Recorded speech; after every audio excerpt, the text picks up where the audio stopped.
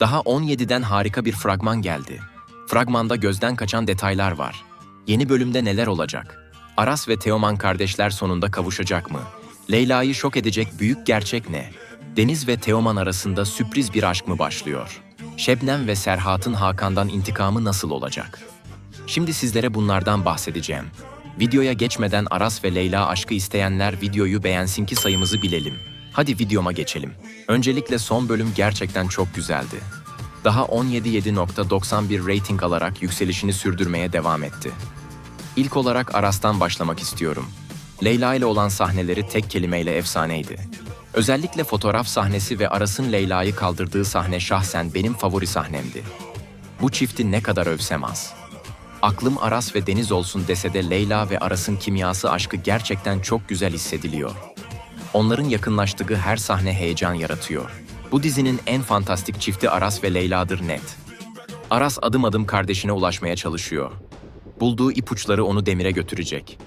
Özellikle son bölümde köprüde Aras'ın Demir diye bağırdığı sahne bence bölümün en etkili sahnesiydi. Çağan Efe Ak oynamamış rolünü resmen yaşamış, helal olsun. Yeni bölümde Aras'a Serhat tarafından fotoğraflar gönderilecek. Aras Demir'in fotoğrafını görünce şok olacak ve sonunda telefon konusu patlayacak. Gelelim Teoman'a. Ailesinin ondan bir şeyler sakladığından çok emin. Çünkü onların kendisine olan davranışının değiştiğinin farkında ve yavaş yavaş geçmişi kurcalamaya devam ediyor.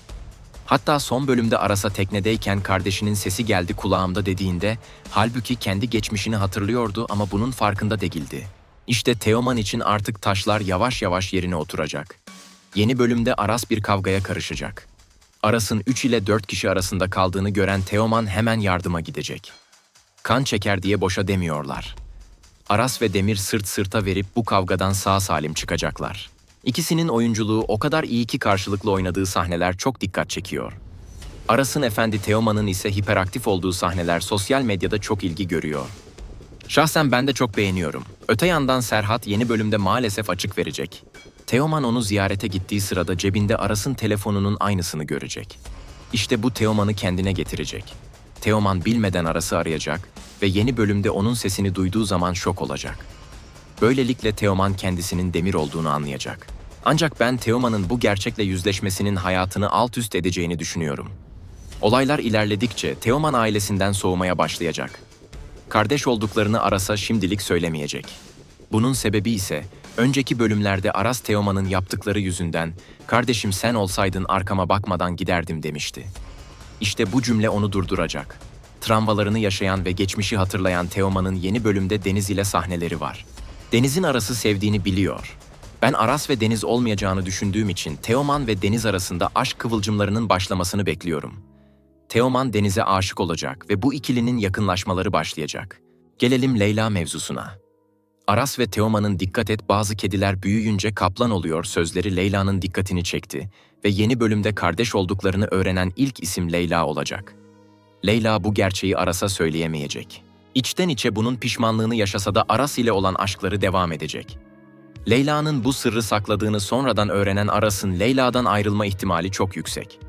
Şahsen ben onların aşkını izlerken çok mutlu oluyorum. Gerçekten her sahneleri çok güzel. Neler olacak hep birlikte izleyip göreceğiz. Hakan ve Şebnem arasındaki gerilim devam ediyor. Serhat ve Hakan arasındaki tartışmalar yeni bölümde devam ederken Serhat intikam alacak. Aras ve Teoman'ı buluşturup Hakan'ın sonunu getirmek isteyen Serhat fotoğrafları Aras'a gönderecek ve ortalığı karıştıracak. Öte yandan Şebnem ve Serhat'ın arasındaki yakınlaşma yeni bölümde olacak. Ben bu yakınlaşmayı Leyla'nın fark edeceğini düşünüyorum. Şebnem Leyla'ya hep mesafeli davranıyor. Bunun bedelini de mutlaka ödeyecektir. Nura ise yeni bölümde kamera görüntülerini sildirecek ama bebeği aldırmayacak. Çünkü bu bebek Nuray için hayatının garantisi. İleride bunu Hakan'a karşı kullanacak. Ben 32 yaşında bir erkek olarak böyle bir gençlik dizisini gerçekten çok sevdim. Oyuncular gayet başarılı ve heyecan verici şekilde rollerini oynuyorlar. Yaz dizisi olmasına rağmen izlettiriyor.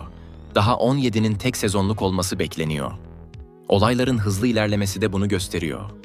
Şahsen ben 2 ile 3 sezon gitmesini isterdim. Aras ve Teoman'ın kavuşmasının tüm fanları ekrana kilitleyeceğini düşünüyorum. Çünkü onlar aile sevgisi nedir bilmeyen iki kardeş. Özellikle hastane sahnesinde Aras'ın yalnız kalması, kimsesinin olmaması benim ciğerimi sızlattı, ona çok üzüldüm. Aynı şekilde bu söylediklerim sürekli hor görülen psikolojik ve fiziksel şiddete uğrayan Teoman için de geçerli. O yüzden Aras ve Demir kardeşlerin kavuşmasının içeride dizisindeki Sarp ve Umut'un kavuşması gibi bir sahne hayal ediyorum. Hepimizi ağlatacağını şimdiden söyleyebilirim. Sizce Aras ve Leyla mı yoksa Aras ve Deniz mi? Yorumlara yazalım. Daha 17 ile ilgili gelişmelerden ilk benim haberim olsun diyorsanız abone olmayı unutmayın. Yeni videoda görüşürüz.